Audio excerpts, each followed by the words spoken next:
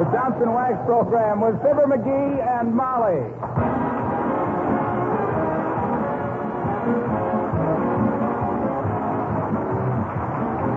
The makers of Johnson's Wax and Johnson's Self-Polishing Glow Coat present Fibber McGee and Molly, written by Don Quinn, with music by the Kingsmen and Billy Mills Orchestra.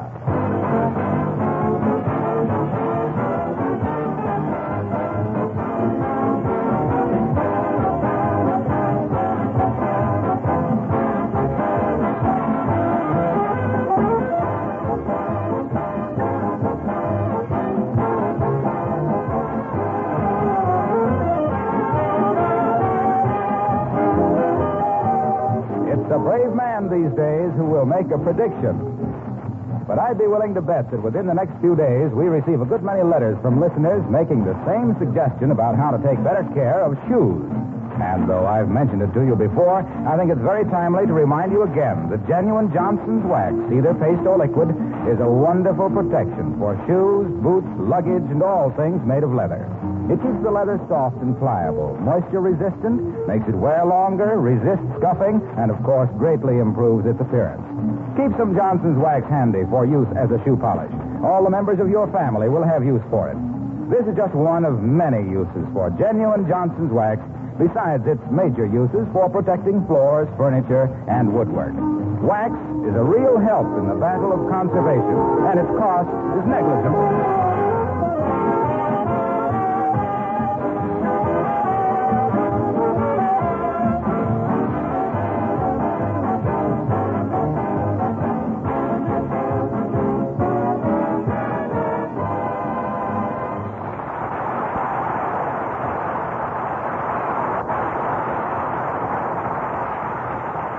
Well, sir, it's one of life's little puzzles that a busy executive who gets a half-ton of mail every morning never gets excited about it. But to people who never get anything but a couple of circulars, a few bills, and an occasional postcard, the arrival of the morning mail is a pretty hot moment. For instance, take Fibber McGee and Molly.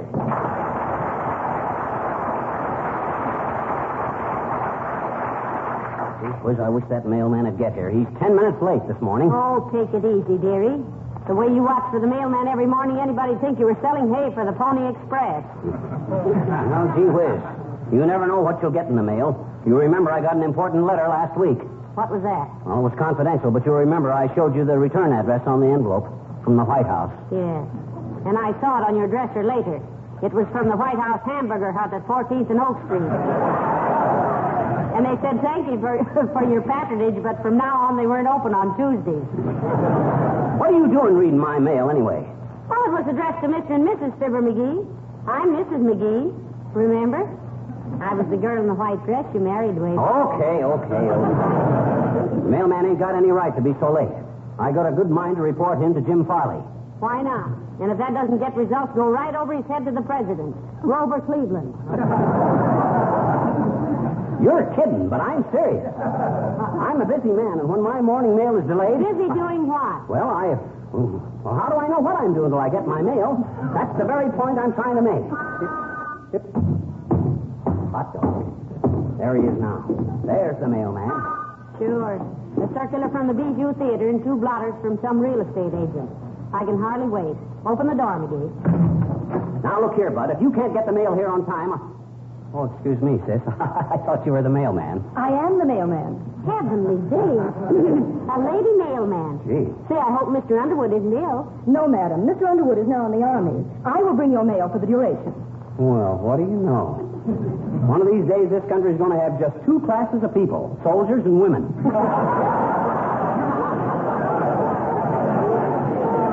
Not a bad idea, either.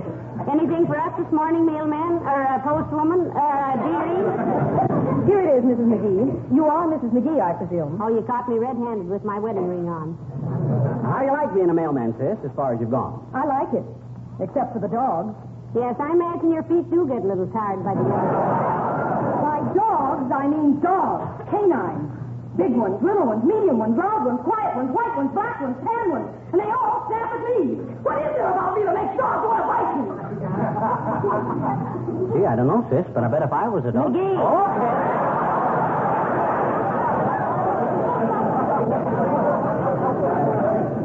Listen, it isn't you, dearie. All dogs get nervous when they see someone carrying a big package or a big bag. It's the mail sack that gets them, not you. Well, that's a comfort, because I like dogs. But I've been barked at, snapped at, rushed at, chewed at, snarled at, jumped at, and growled at, so I feel like a burglar. Have you got a dog? No. Well, I'm in civil service. If you want me to stay civil and give you service, don't get a dog.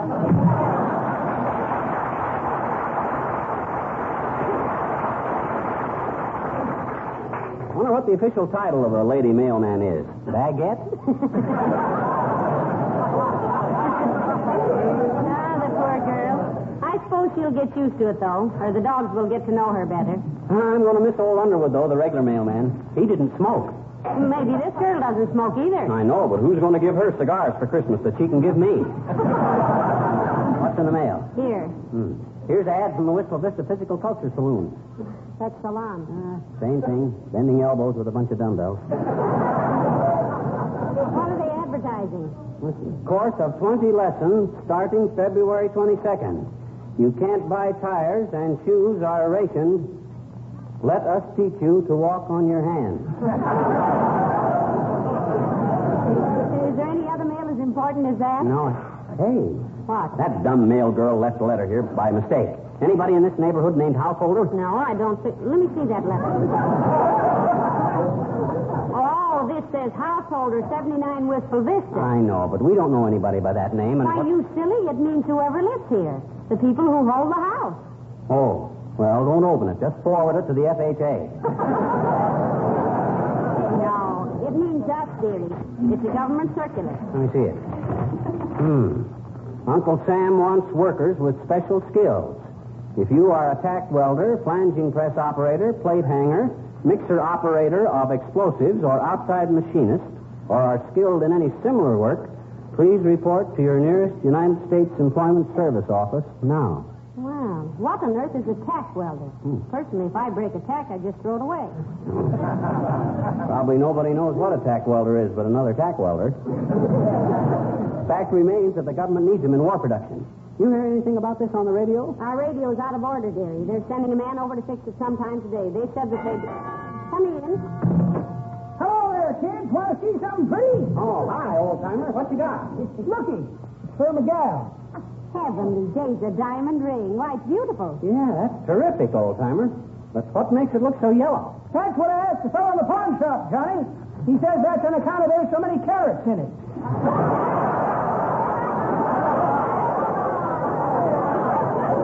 I suppose that must be it. Are you and your girl really getting engaged? Well, we really got engaged last night, daughter. Steffi was sitting on my lap in front of the fireplace.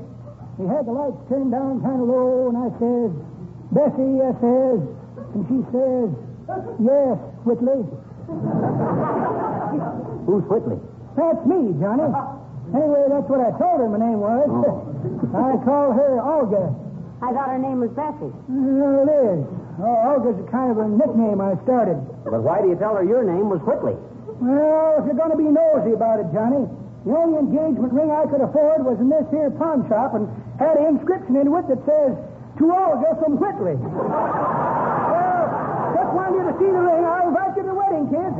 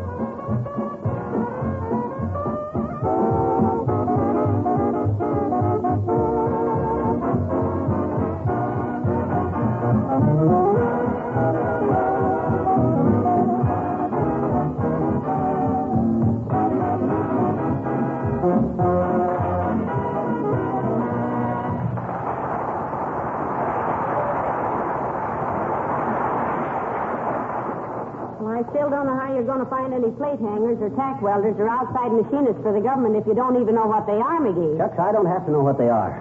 If you were an expert plate hanger and you were temporarily clerking in a bird store and you heard somebody say Uncle Sam was hungry for plate hangers, that's all that's necessary, isn't it? I'm going to spread the word around, that's all. And if I can find just one and get him working at war production, I'll be as proud as a pewter pigeon. You mean potter pigeon, dearie, made out of pottery. I do not. I mean one of them putter pigeons that putters around on the windowsill. Listen, that isn't putter in the windows, that's putty. And who ever heard of a putty pigeon? I didn't say putty pigeon. You said pewter. Well, what's pewter? It's a mug. That's what I says. I'd feel like a mug if I don't find the government to tackle. And besides that... I'll get it. Whoever it is, ask them, did they ever work as an outside machinist? 79 Wistful Vista, Molly McGee speaking. Who? Oh, hello, Abigail, darling. I was wondering... What? Why, isn't that terrible? But I'm sure McGee wouldn't think of doing so... Yes, I know, Abigail, but... Oh, no, I'm positive. Well, you two may have your little arguments, but after all, when it comes to doing such a cruel... Oh, no, Abigail, no. I'm just as sure as I'm standing here that McGee had absolutely nothing to do with it. Yes. Goodbye, Abigail, dear. McGee. Huh? What was the idea of sending Abigail Uppington that insulting comic Valentine? Who, me? I didn't send her any comic Valentine. Well, I wish I'd have thought of it. Well, she's simply furious. Are you sure you didn't have anything to do with it? Molly, I give you my word as I stand here wondering whether to spend my next coupons for sugar or shoes. Whether to go barefoot or hungry. Or whether to... Well, hello, folks. Mind if I come in? Oh, do, Mr. Wilcox, do. Do we mind if he comes in? He reminds me of the doctor who was going to operate on the dancer for appendicitis. Mind if I cut in, he says.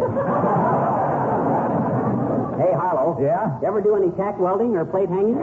I don't know. What is it? Well, we don't know either, but the government wants very badly to get in touch with tack welders and plate hangers. And what were those other things, McGee? Well, here's the circular. Flanging press operators, mixer operators of explosives, outside machinists, and people familiar with similar skilled work. Ever do any of that stuff like that there, Junior? No, but I got a cousin in Milwaukee that's a pretzel bender. Well, I'm afraid bending pretzels is no great contribution to the war effort, Mr. Wilcox. Haven't you any special skills at all? Oh, sure. I'm a whiz-bang on the subject of preserving things with Johnson's wax, on how to seal wood and leather and enamel surfaces against dirt and wear and dust and dampness, on how Johnson's wax not only saves things, but gives them a new luster and a new beauty that makes an old chair or cabinet gleam with pride, that makes housework so much easier by... Yeah. Well, I'll bet there isn't a guy in the country that can tell you more uses for Johnson's wax in a house than I can. Windowsills, lampshades, luggage, floors, furniture, shoes. Oh, baby, shoes. Now, there, we got something. Did you know Mr. Wilcox? Yeah? One more question. Did you send Mrs. Uppington a comic Valentine? Certainly not. I never send anybody comic Valentines. I think they're brutal. Did she get one? She got one, Junior, and she thought I sent it. She was ready to come raging over here and beat my skull in with my own clavicle. I talked to her on the phone, and she was really loaded for moose, Mr. Wilcox. I'm afraid I didn't succeed in convincing her that McGee didn't send that Valentine either. Well, you haven't convinced me either. Oh, yeah? You really think I'm the type of guy that deliberately hurts people's feelings by sending them insulting Valentines? Suppose I meet somebody who's a tack welder. Or one of those other specialists. What's that? You just tell him to report right away to the nearest U.S. Employment Service. Wilcox, you didn't answer my question. What question was that, pal? You think I'm the type guy to send people comic Valentines? Frankly, pal, I think you're not only the comic Valentine type, but the squirting flower in the coat lapel type. The chewing gum on the doorknob type. The look through the telescope and get a black eye type. And last but not least, the bomb that goes off when you start your car type, and I'll let you know if I find any plate hangers.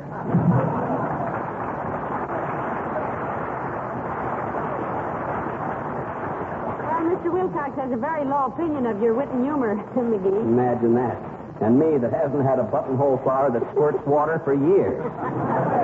Wonder where I could get one. No. Stop it now. First thing I know, you'll start pulling chairs out from under people as they go to sit down. I will not. That's something even I don't think is funny. And you know why? Why? Because the last time I did that to a guy, he slugged me. You ever hear me speak of Fred Nittany of Starved Rock, Illinois? Yes. Well, sir, Fred Nittany was the guy that did it. Hey, hand me my cigar box, will you? Here. Thanks. As I was saying, this Fred Nittany and me... McGee, I wish you'd let that musical humidor run down. I'm getting tired of it. Me too. I just keep it wound up as a health measure. I'm getting so I smoke a lot less because I hate to open that box. But about this Fred Nittany, one day we were out... Oh, dear. Come in. Well, for goodness... Well, I'll be a... Hi, Latrivia. Good day, Mrs. McGee. Hello, McGee.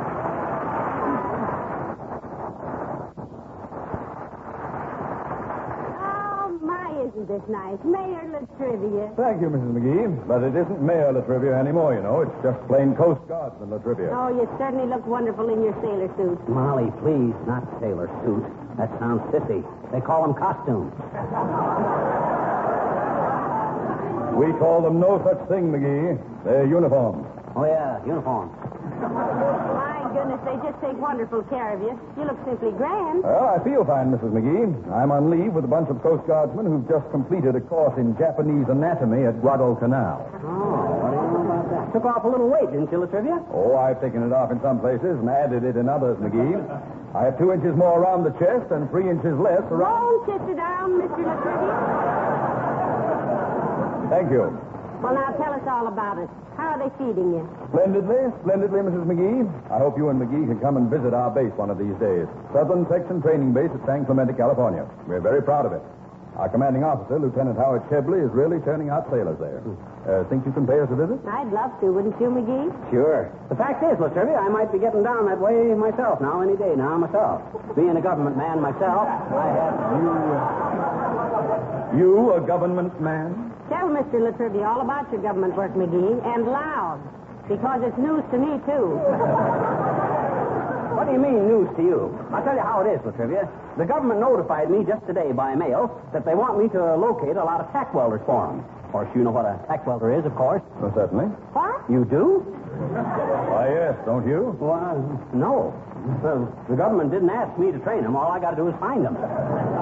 What on earth is a tack welder, Mr. Latrivia? Well, I may be wrong, Mrs. McGee, but I think it's a welder who simply tacks pieces of metal together by welding temporarily until they can be permanently welded together. Well, what do you know? How'd you learn all that there stuff, Latrivia? Well, the Navy gives you a pretty complete education, McGee. And the Coast Guard joins the Navy in wartime and fights wherever the Navy and Marines fight. Oh. So I was saying just the other day to my executive officer, Chief Lancio. Chief Lancio? What is he, an Indian? No. In the Coast Guard, chief means chief petty officer. Oh. You see, I was telling... Excuse me, but how long will you be in town? How long a furlong have you got? You don't mean a furlong, Molly. A furlong is a horse. A furlong is not a horse, McGee. It's a distance.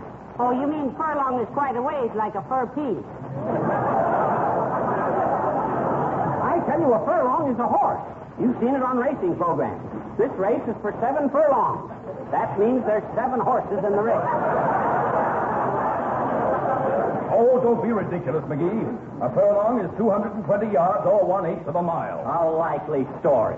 Who ever heard of a horse 1/8 of a mile long? Stop arguing, dearie. You haven't seen all the horses in the world. If Mr. Latrivia says there are horses that long, I believe him. But I didn't say that. I merely said... Oh, trying to back out of it, eh? Now look here, I'm not trying to back out of anything. I just said that a furlong was 1/8 of a mile. Well, if that isn't a long horse, I never saw one. But I didn't say it was a horse. I'm not that stupid by a long shot. A horse 1/8 of a mile long wouldn't be any long shot, Latrivia. He'd be a sure thing. He'd be halfway around the track before the other next. But I tell you, I was talking about horses. I merely said that a furlong was 1/8. I mean, a furlong was when a serviceman. How could a horse be? A furlong, 1/8 of a sailor. McGee. Yes? As long as you're a government man, please use your influence to send me to Tunisia or New Guinea or someplace, where a man can see what he's fighting. Goodbye!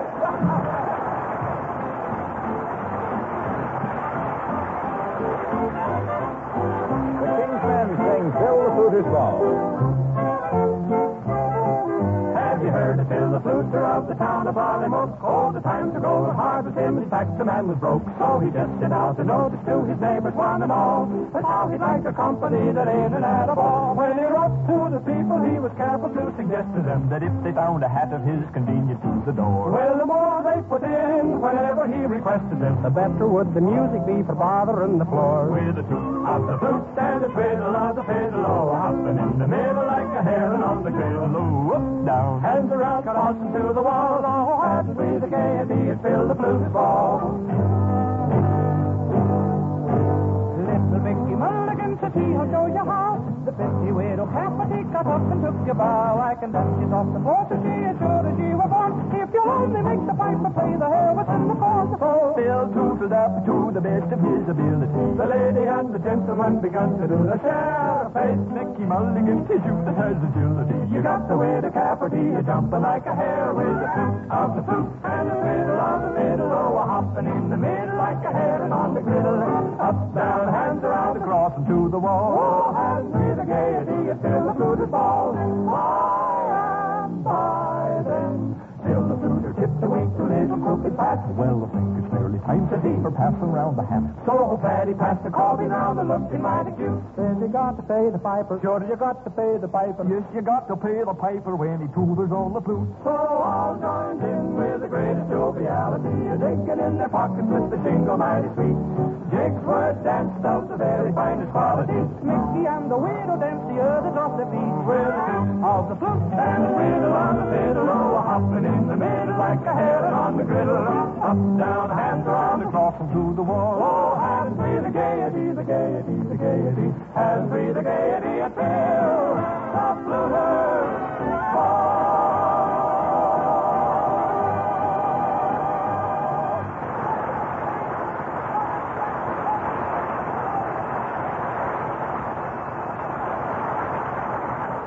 Hey, did you say there was supposed to be a guy coming over to fix this radio today, Molly? Yes, but don't get impatient, dearie. Everybody's short of help these days, you know. No, that's no excuse. A government man like me ought to get priority on radio repairs. With me busy rounding up skilled workers for war production, you think that I ought to be able to get a... Oh, maybe that's him now. Come in. Hello, Mrs. McGee. Hello, Mr. McGee. Oh, hi, Wimp. Hello, Mr. Wimple. How are you today? Oh, I feel just peachy, Mrs. McGee. But then I should. I just finished up my setting up exercises. Setting up exercises? Yes. I've been setting up in the attic waiting for Sweetie Face to go out shopping. She hunted all over the house for me, and she couldn't find me. She never thought of looking up the chimney. What were you hiding for, Mr. Wimple? Oh, Sweetie Face was mad at me. Somebody sent her an awfully nasty valentine. She thought I did it. Mm-hmm. Who did send it? I did. Why, Mr. Wimple, that was mean. I hope it wasn't you who sent one to Mrs. Uppington. Oh, no, Mrs. McGee. I wouldn't do anything like that. I'm very fond of Mrs. Uppington. You mean you think more of her than you do of your own wife? Times, yes. What times? Oh, times like from when Sweetie Face and I were married up till now. Say, how are you getting along with your bodybuilding exercises, Miss Wimple? Just wonderfully, Mrs. McGee. Sweetie Face says if I keep it up, I'm going to look like that man on the back of the magazine. You mean Charles Atlas? Yes. Sweetie Face considers me an Atlas even now. Oh, she does? Yes. She tried to shove me into the top shelf of the bookcase this morning. Say, I don't know how you stand it, Mr. Wimple. I really don't, the way that woman treats you. She's a horrible woman. Oh, you mustn't talk about Sweetie Face like that, Mrs. McGee. Oh, nobody can hear us. You sure? Sure. All right. Then let's all talk about it like that. Look, Mr. Wimple, why don't you leave home and get a job as a, what were some of those jobs, McGee? Oh, he hasn't had any training in them, Molly. There are skilled labor jobs. You ever had any experience in plate hanging with? Oh, yes, indeed. Oh. Just this morning, Sweetie Face hung a plate on me that almost hung. No, that's one of the jobs that's needed in war production, Miss Wimple. You see... Oh, do you have to go? Yes, I'm afraid so, Mrs. McGee. Sweetie Face is due home any minute now to start dinner, and I left the gas turned on in the kitchen. The house is simply full of gas fumes. Boy, she's liable to blow herself to pieces. Yeah.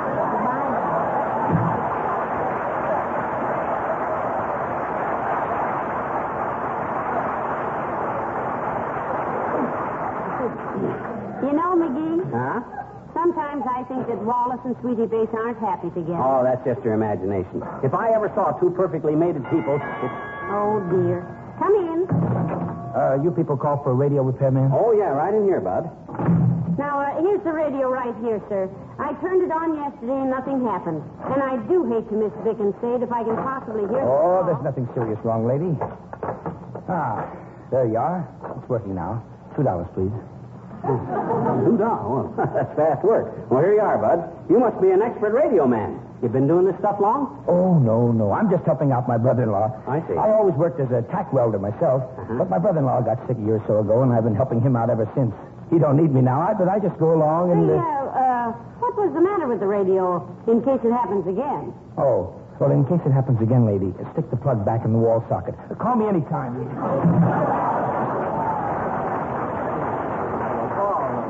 For goodness sakes, $2 for sticking the plug back in the wall socket. What a jip. That guy's got no business in the radio repair business.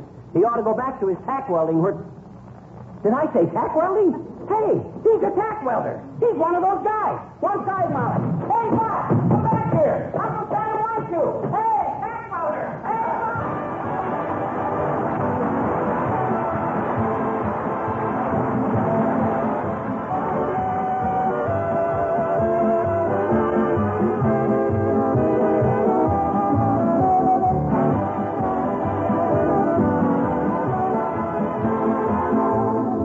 Is the linoleum on your floors wearing as well as you expected? Have you done anything to give it extra protection right now?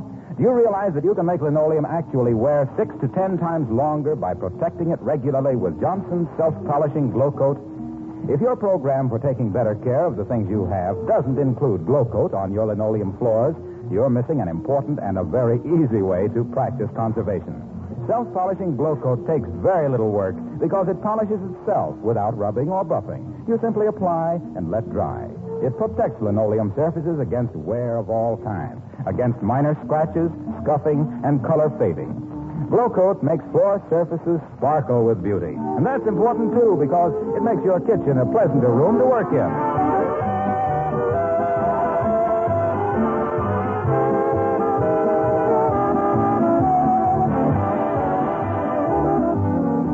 Ladies and gentlemen, no fooling. The government does need skilled workers in the lines we've been talking about. I'll repeat them again. Tack welders, flanging press operators, plate hangers, mixer operators of explosives, outside machinists, and people with similar skills. If you can do any of these things and aren't in war production work at this time, do your country a good turn and report to your nearest U.S. Employment Service office. Skilled workers in Canada, check with your governmental employment offices. Don't forget, it's your sons of toil that'll help put those Nazis under tons of soil. Good night. Good night, all. Characters of the old-timer and Wallace Wimple heard on this program were played by Bill Thompson. Mrs. Harlow Wilcox, speaking for the makers of Johnson Wax finishes for the home and industry, inviting you to be with us again next Tuesday night. Good night. This program reached you from Hollywood. This is the National Broadcasting Company.